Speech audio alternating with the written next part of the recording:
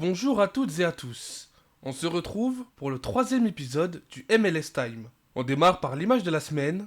Pour le premier match de ce Week 3, supporters d'Atlanta et de Charlotte ont décidé de rendre hommage à Anton Walkes. Ayant évolué sous les couleurs d'Atlanta et de Charlotte, le Bank of America Stadium a réalisé un tifo magnifique lui rendant hommage. Place désormais au rectangle vert. Charlotte recevait Atlanta pour tenter d'empocher des points.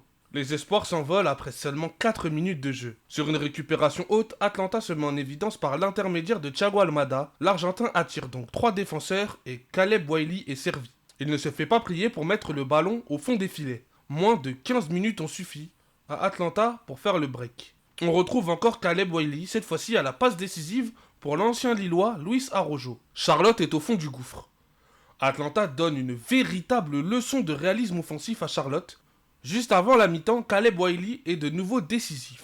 2 buts et une passe décisive pour le jeune joueur âgé seulement de 18 ans. Atlanta va gérer sa rencontre et s'impose facilement 3-0 à l'extérieur et fait la bonne opération au niveau comptable.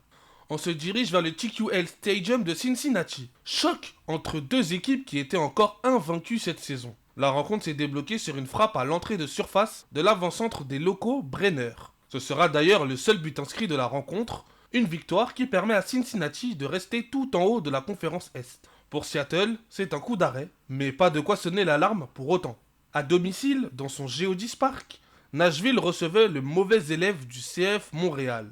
Match plus qu'abordable pour l'équipe du MVP de la saison dernière. Hani Mukhtar était bien dans le 11, et on ne tarde pas à le voir faire parler sa technique. Peu après la demi-heure de jeu, il se défait du marquage avec un contrôle orienté et décale Jacob Schaffelburg qui va tromper le portier montréalais.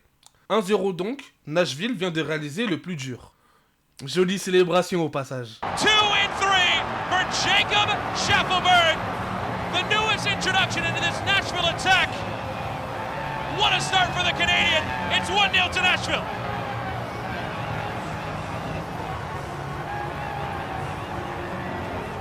C'est seulement en toute fin de rencontre que Nashville va enfoncer le clou sur un centre venu de la gauche. C'est Tyler Washington qui est à la retombée et d'un geste acrobatique, il va laisser à Sirois aucune chance de pouvoir sortir le ballon.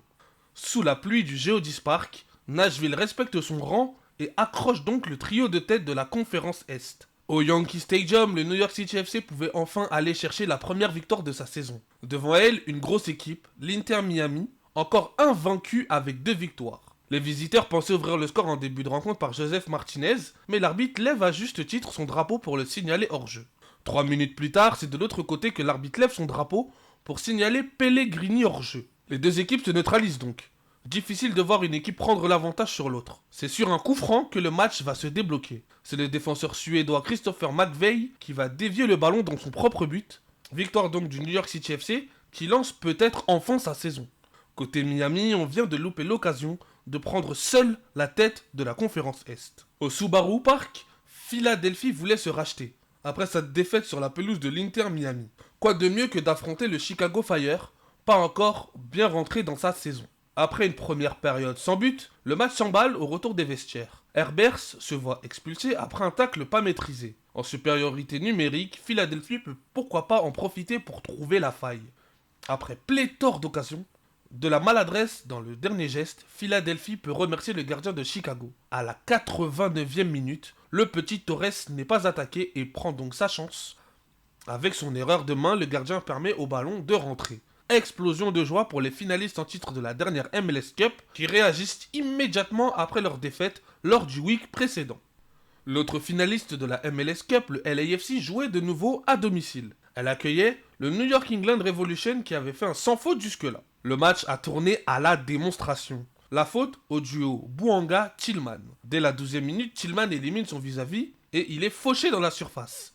L'arbitre pointe logiquement le point de pénalty. Denis Bouanga s'élance donc et trompe le portier adverse. 1-0, le LAFC est lancé. Tout va si bien pour le club de Los Angeles que certains de ses joueurs se permettent même de jouer à Shifumi en pleine rencontre. En seconde période, Los Angeles accélère encore.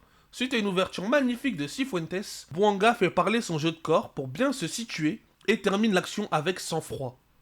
Doublé pour l'ancien joueur de Saint-Etienne qui se plaît bien aux États-Unis. Cela ne s'arrête pas puisque dans les 10 dernières minutes du match, Tillman va de son but aussi après une belle récupération haute. Les Revs sont tout simplement pulvérisés.